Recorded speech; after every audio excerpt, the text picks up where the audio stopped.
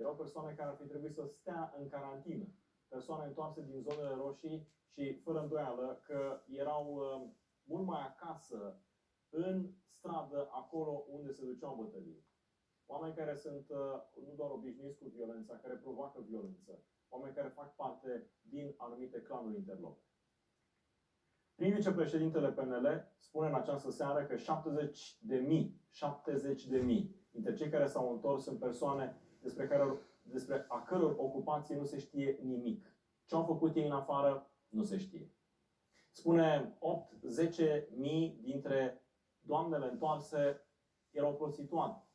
Acum, despre modul în care prostituatele ar activa în România, bun, aici ce să spun? Despre modul în care funcționează însă rețelele de carne vie, de proxenetism, acestea sunt foarte o chestiune de mare îngrijorare pentru România. În seara asta o să mergem un pic să vedem ce spun jurnaliștii străini despre activitatea infracțională a celor care în ultimii ani de zile au activat în vest. Vom merge prima dată în această seară la Londra pentru a vedea hoții de buzunar.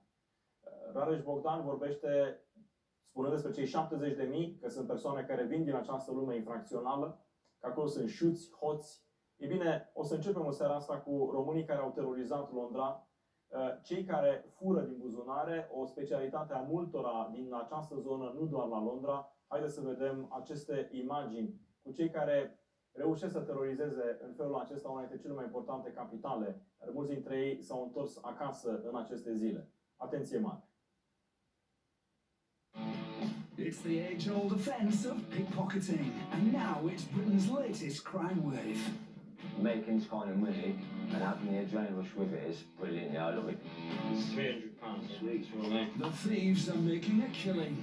3,150 pounds on one day. Many swarm in from Eastern Europe. The Romanian females just walked past us looking in the bags. We're going to go with these two. I'm very suspicious that you were looking for opportunity to steal in there. And then use criminal cash to build flashy pads back home. It's just a way for them to show their power. It's very glamorous. They like that a lot. These are the criminals who are pickpockets and proud.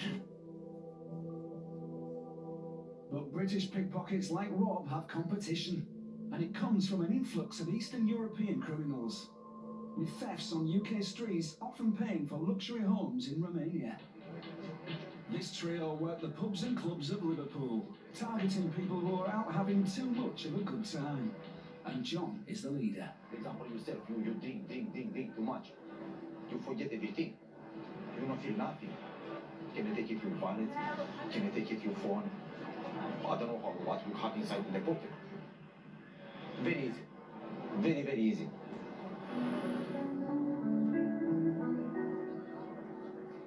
As they prowl the streets, John's in charge. He IDs the victims, then sends the others in to do the thieving. Cipriano, I feel something here. You go in the inside. What time you take it? It's coming outside and give to me. And you going in the other place, in the corner, in one woman, one woman.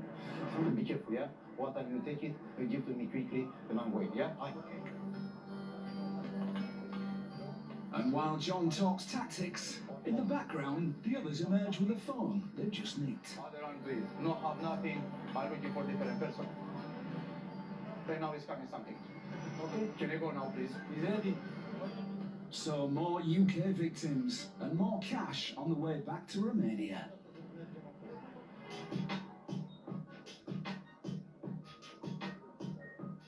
But in London, there's a completely different pickpocketing landscape. This is a European hotspot attracting foreign gang members like these. They're tempted by cash-rich tourists. And these guys come from Romania, the country at the top of the pickpocketing league. I like London because it's beautiful, but also there is a lot of money to be made here. These three are from a small gypsy village. Harry's 36 and divorced. He's been here 2 years. Gheorghe is 22, his friend Sorin 23. They've only just arrived. They work in a gang of 6. In Romania, it's different. People are poor, not like here in London. These people have lots of money. You can pickpocket these people so easily on the tube or when they return drunk from the pubs. It's so fucking easy to pickpocket them. Last year, in London, a third of all the pickpockets arrested were Romanian. In London, it's good because there are many tourists and we can operate better. The tourists carry money on them and we can knock them down, so to say. We can pickpocket them. This is the right time to take advantage due to the fact that there are many people here. We sneak in the crowd and we take their wallets, their phones, whatever they have on them. We don't spare them. There are situations when you can steal around 200-300, and there are situations when you can steal around 2,000, 3,000 and 5-6 phones. It depends on what area we are in, how busy it is, how many tourists there are. It depends on the weather too, because if it's lousy, there are no tourists, you see? There are hundreds of big Eastern European gangs working continental capitals like Paris and London. But these crims say nobody tells them what to do. We work just for ourselves. There are others who send their people here to steal, but we don't have orders from anyone. We work for ourselves. There are other gangs in France, Belgium, so the pimp is in Romania and the others are sent to steal. This is how it works.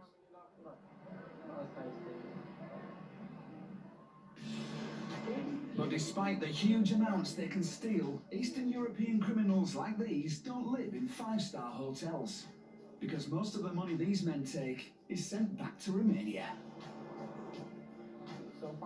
I want to build myself a house in Romania, so I send some money back home. So I send the money to my family.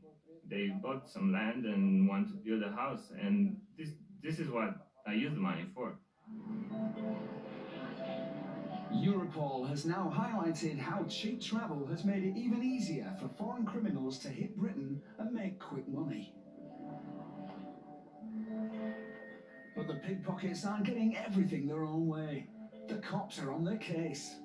Darren Bond and Steve Stamp are part of Operation Orb, an initiative to crack down on a crime that's blighting the capital. Now, the days of British pickpockets ruling the continent are gone. Today, Eastern Europeans are the kings of crime, and many are working the streets of the UK. The Liverpool gang who targeted drunks in pubs and clubs came here for legit cash. Vinul ăsta este de la mine de acasă. You drink too much, my friend. John and his mates knew that what you can earn in a month in Romania, you can make in the UK in just 2 days. In Romania, you need to work too much, not have nothing. What time you live here in this country, have normal life because the salary in a more better. John's 38. He's been in Liverpool with his wife and young son for 2 years. George is his younger brother, Cipriano, their friend.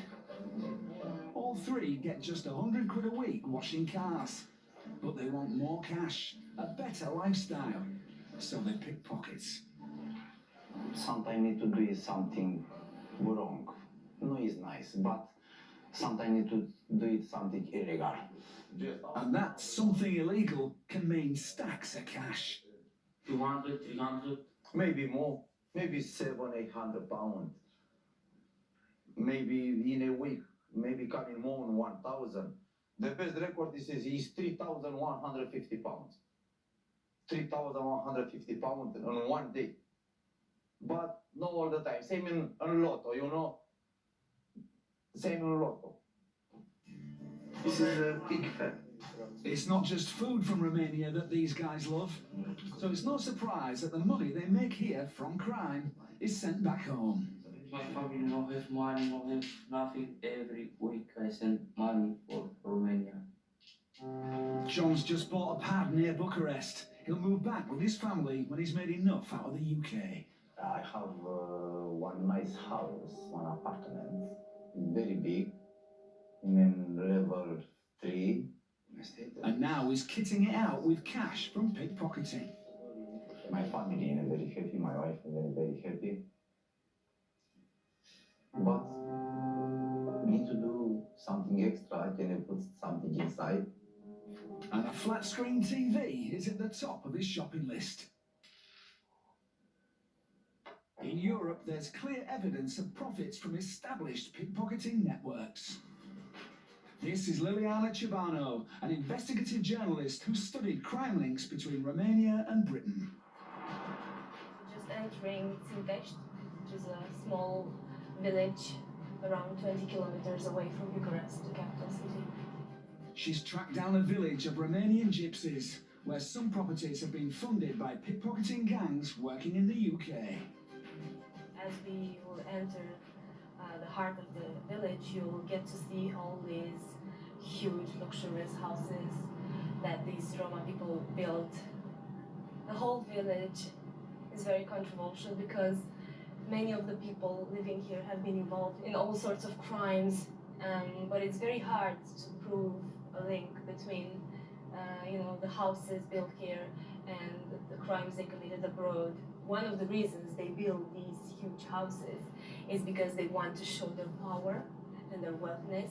It's just a way for them to send the message to the outside world. Sometimes they have luxurious cars parked in front of the houses. It's very glamorous. They like that a lot. There are 240 Romanian gangs making millions across Europe. Many have pickpocketing networks. Others will be involved in more extreme crime. So here, it's not safe to stop and film. We are somewhere outside the village. And as you can see behind me, you get a sense of the scale of the houses and how massive they are compared to the rest of the community. And the power of these criminal clans means even in a neighbouring village, people are too scared to speak out. I spoke to a few people, a few locals, and well, most of them said that, well, we are aware of the houses and the rich Roma people living there. They said that, they might have committed all sorts of crimes in the past in Romania or abroad in order to gain that money. They see those huge houses and those luxurious cars, and they're just afraid. They're just afraid to do anything and to say something on camera because they are aware of their power. And there's yet more proof of how Eastern Europe is dominating 21st century pickpocketing. Romanian techie Valentin Boanta was jailed for 5 years for inventing card skimming devices that were used on British ATMs. I was arrested for building this kind of structures or kind of devices which are copying the data from the cards. I manufacture this kind of devices and I sell them. There are hundreds of men like me which are doing this kind of stuff, which are fabricate this. So the people who use this kind of devices are thousands. It's big. It's an industry.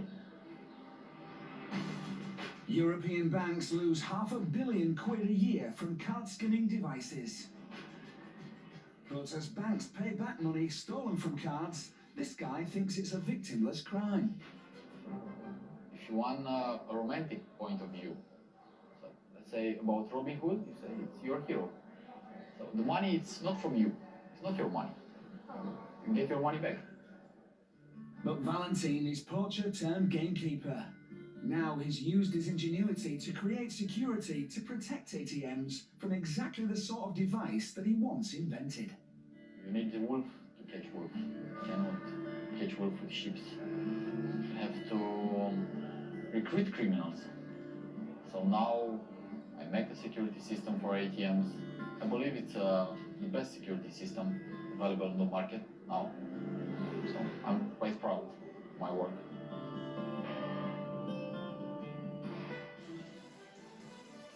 Doamnelor și domnilor, haideți să vedeți o petrecere, o paranghelie în plină criză, dar nu doar că este în criză și este în pandemie, este chiar în centrul celui mai mare focar. E vorba de Suceava.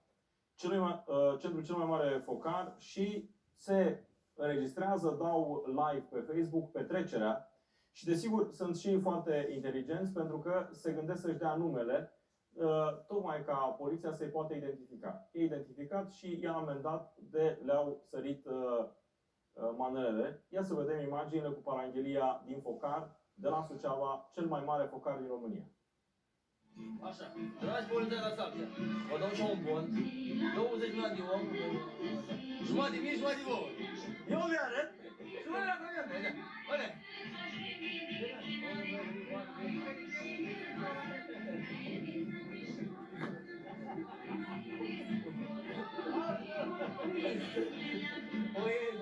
Oiedo. Dodare.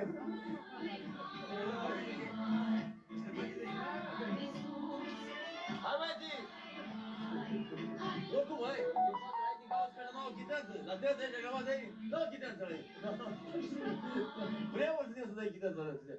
Tu ce să faci? Ce să întâmplă cu tine? Adine, hai de amiandă, Andrei de amiandă, Lucian amiandă, Daniel amiandă, Pietru amiandă, Michel amiandă, Cris de amiandă, ai de amiandă, ăsta puși de amiandă.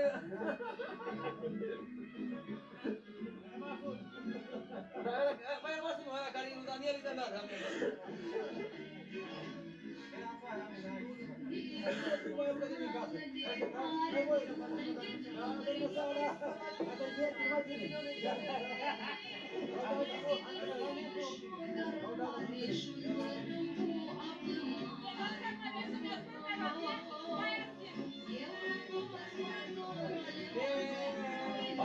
hai să stau din jur.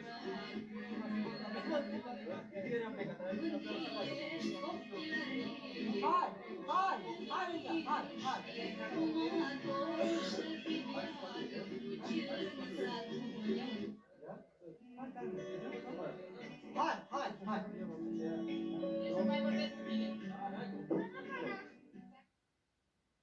Câtă minte să ai să faci așa ceva? Câtă minte ai să faci un like pe Facebook și, desigur, după asta sau în timpul acestei filmări să dai și numele? Sigur, faptul că au fost amendați este foarte bine. Pe de altă parte, mulți nu înțeleg că în momentul în care în focar faci o chestiune de felul acesta, expui pe toți ai tăi, te expui pe tine, îți expui familia, e așa la mintea cocoșului, dar se pare însă că unii sunt cu o problemă mare de înțelegere. În câteva minute avem un reportaj bombă cu românii care se află la muncă la cules paranghii. Lucrurile pe care le spun sunt înfricoșătoare și ne aducem aminte cum și atunci s-a considerat că trebuie disprețuite orice fel de reguli pentru că, nu e așa, trebuie să plece la muncă în Germania. Ce au pățit la muncă în Germania o să aflați în câteva minute. Rămânem însă la această știre. La această știre pe care o dă unul dintre cei mai importanți oameni din partidul de guvernământ. 70.000 dintre cei care s-au întors în țară, nu se știe ce au făcut în afara granițelor țării, 80.000 prostituate. E limpede, toată lumea știe că în momentul de față s-au întors de peste tot din Europa clanuri, rețele și așa mai departe. Mulți însă nu știm cu adevărat ce au făcut acolo, cum au terorizat acolo și la ce ar trebui să ne așteptăm de aici încolo. BBC1 arată niște imagini cu români, cetățeni români, adică am vrut să zic, cum îi terorizează pe londonezi. O să vedeți cum stau pe străzi și apoi o să vedeți cum membrii unei familii, 8 membri, s-au instalat în casa unei englezoaice care era plecată în weekend. Haideți însă prima dată să vedem străzile Londrei și apoi cum au ocupat o casă a unei doamne care plecase în weekend. Police and immigration officers have raided a Poliția camp și set up ofițerii de at la Marble Arch by a imigrație group of au Roman mers la o tabără de la Marble Arch, unde se află țigani romi, din cauza plângerilor vecinilor cu privire la cercetorie și comportament antisocial. Unii au fost de acord să se întoarcă în România cu un avion plătit de contribuabili. 4 dimineața, la Park Lane, unde un grup de persoane care dorm pe asfalt din România, tocmai vor fi trezite. Vă rog, luați-vă ce vă aparține și îndepărtați-vă în direcția aceea. Bună dimineața! Oficial de la imigrație Au colaborat cu polițiști și alții din România timp de multe luni. Această pajiște din zona centrală a reprezentat locul lor de dormit. Însă dacă autoritățile se impun, asta va înceta. Vrem să-i aducem în același loc ca să le transmitem acest mesaj, să le spunem că pot pleca acasă și că nu ne place faptul că lumea doarme lângă Marble Arch din cauza efectelor de sănătate și siguranță. În această dimineață li s-a oferit o excursie pentru retur cu autocarul sau cu avionul. Costă cam 50 de lire de persoană cu avionul sau 20 cu autocarul. Cam acesta este, pentru că altfel contribuabilul plătește mult mai mult. Dacă vă întoarceți aici, o să aveți probleme. Ideea e că nu trebuie să plece astăzi, conform cu legile europene, pot sta până la 90 de zile, li s-a cerut să se ofere voluntari. Nu vor să plece acum, n-aș spune că nu vor, ci au niște ezitări. Și de aceea vrem să-i încurajăm să facă asta. Mai ales pe femeile care sunt gravide. Mai de mult am constatat că unii dintre cei care plecaseră s-au întors. Asta s-a putea întâmpla din nou. Credeți că vor funcționa lucrurile de data aceasta sau riscăm să se întoarcă? Iată, cineva ne spune că a făcut economii să vină aici, trăiește din gunoi în ultima lună, trăiește cu nimic aici, cu nimic acolo, dar lui se pare că nimicul de aici e mai bun. Au fost alese 35 de persoane care trebuie să plece. Altora li s-a cerut să plece în termen de o lună, pentru că au depășit durata de ședere de 90 de zile. Bin bags full of her clothes. This is what greeted Julia when she returned home to Leytonstone after a weekend away. A Romanian family of 8 had moved in, claiming they'd rented the property. She described what she found. A couple sitting at the dining room table drinking wine, some kids sitting on the sofa, obviously not my flat screen television. Basically, anything that was identifiable as me, gone. And in the back garden there was more damage. All of Julia's belongings were bagged and thrown under a carpet they'd ripped from her front room. That is a piece of extremely expensive Japanese kimono silk. When people next door saw a new family moving in, they asked what had happened to their neighbour of 30 years. These people told my neighbours that I had died and that my son had rented the property to them. But as my neighbours are fully aware, I'm single, I don't have children. People down the street who perhaps hadn't seen me for a week or so genuinely thought I was dead. It took a county court eviction to remove the family. A change in law next year could make things easier. Well, the government is consulting about this at the moment. I think their main idea, one of their ideas, is to criminalise the initial trespass, whether or not it's by way of forced entry. It's only going to make a difference if the police are going to take a more robust view. But for Julia, there's now a long wait for insurance money to help put her life back together. I've spent the last 2 weeks on autopilot. I'm not sure I've really taken in quite what's happened. It's like being in one of those, it's Alice in Wonderland, falling down the rabbit hole. It looks like my house, but it doesn't make sense that it's my house. This would be my back garden. She's not sure yet whether she'll stay or sell the house she's had for years. Matt Cook, BBC London News. România, pentru o perioadă lungă, a vorbit despre un singur subiect. Despre ce s-a întâmplat cu adevărat la Caracal. Dacă rețelele de carne vie le-au scos din țară sau nu le-au scos din țară. Nu s-a oferit nicio probă concretă care să dovedească că cele două fete au fost scoase din țară. Însă, cu acea ocazie s-a vorbit mult despre aceste rețele de carne vie care unor răpesc, altor conving, tocmai pentru a folosi copii, pentru a folosi tinere în aceste rețele. Sunt mai multe genuri de rețele și despre acest lucru cu toții am aflat. Rețele de carne vie, rețele de proxenetism, rețele însă și de cerșetorie. Aceste rețele de cerșetorie sunt extrem de profitabile și cred că mulți dintre noi de-a lungul timpului ne-am convins de acest lucru. Vă aduceți aminte, în anii 90, Bucureștiul și alte orașe erau pline de cerșetori. În ultimii ani sunt mult mai puțini. De ce? Pentru că aceste rețele au fost relocate. Au plecat din România, s-au dus în Londra, s-au dus în Spania, s-au dus în Italia, s-au dus la Paris, s-au dus peste tot și oriunde călătorim. Ne ciocnim de cercetorii din România, dar vedeți dumneavoastră, ei nu sunt pe cont propriu. Acolo sunt niște rețele uriașe. Vreau să ne oprim pentru o clipă asupra unor rețele de felul acesta, multe dintre ele întoarse în România în aceste zile. Rețele de clanuri care folosesc copii pentru cercetorie pe străzile Londrei. Toate aceste informații le dau. Poate înțelegem despre pericolul care planează în momentul de față asupra României.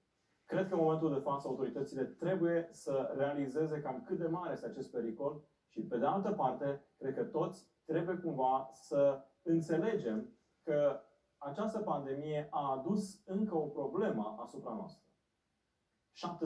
70.000 dintre cei care s-au întors, spune-se dintr-un milion, nu știm ce făceau acolo.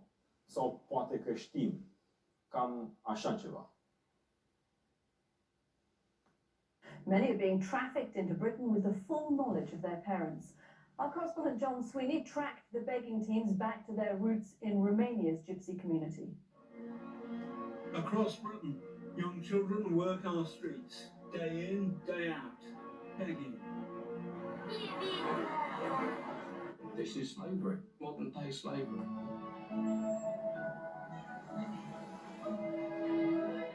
The week before Christmas, Oxford Street in London.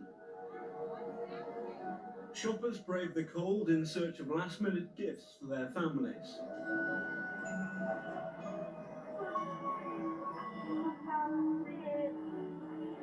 But not all the children here are enjoying the Christmas spirit. For some, like on so many other nights, it's time for work. These are Britain's child beggars. With them are women, overseeing their every move, taking the money they make. I've been watching these women beg in Oxford Street, Marble Arch, Edgware Road.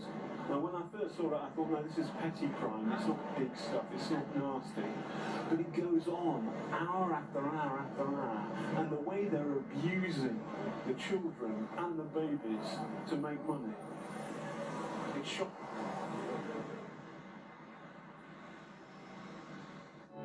Controlling Alice is this young woman, who continually pushes her to beg.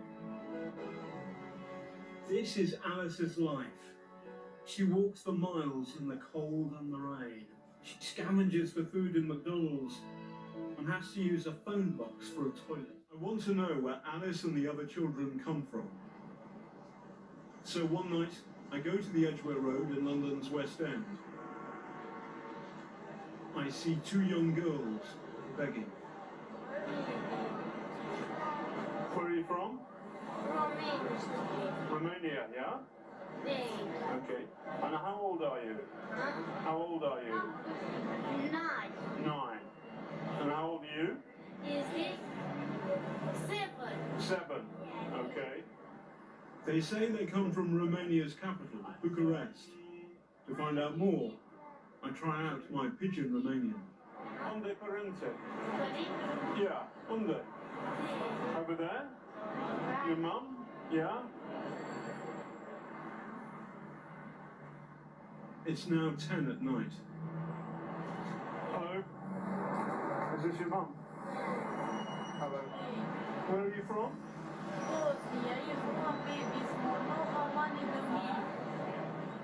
She's pretending to be from Bosnia, but she's lying.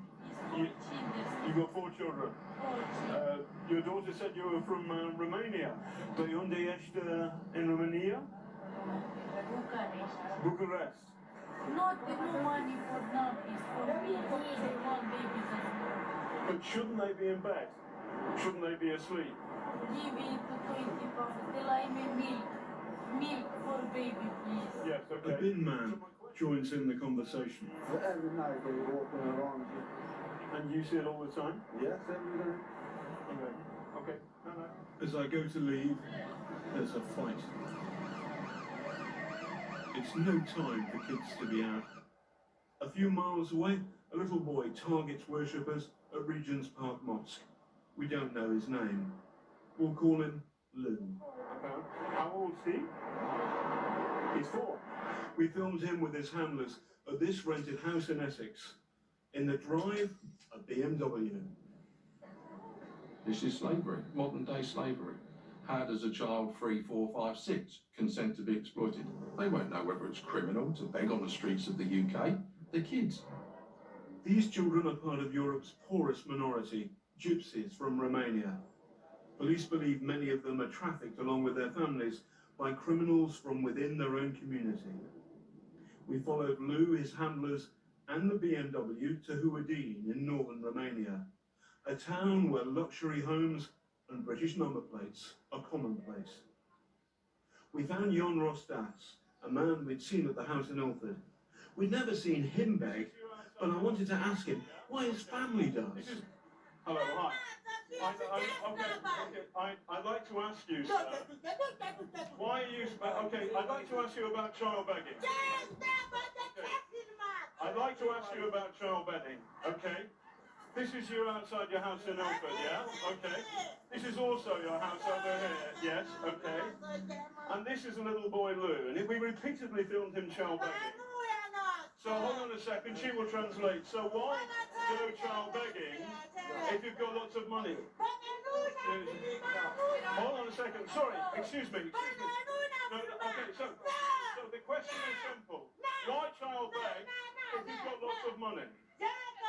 It's a fair question, surely. Okay. But child begging is wrong. Child begging is wrong. And you own that house. You've done a whole okay, now. She isn't giving me much of a chance to put our questions to him. Why do you come to London and beg if you've got pots of money?